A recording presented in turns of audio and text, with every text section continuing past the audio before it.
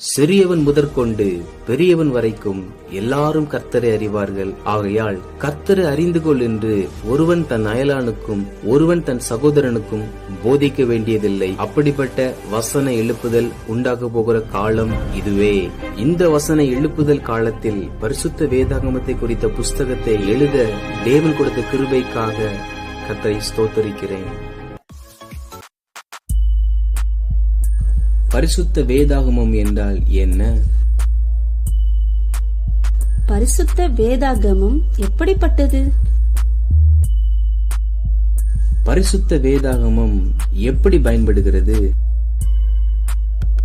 பரிசுத்த வேதாகமத்தை எப்படி பயன்படுத்த வேண்டும்? பரிசுத்த வேதாகமத்தை புறக்கணிக்கிறவர்களின் நிலை என்ன? பரிசுத்த வேதாகமத்தோடு ஏன் இணைய முடிவதில்லை? பரிசுத்த வேதாகமமும் நியாய தீர்ப்பும் என்ற தலைப்புகளின் கீழ் எழுதப்பட்டது. பரிசுத்த வேதாகமத்தின் மகத்துவங்கள்.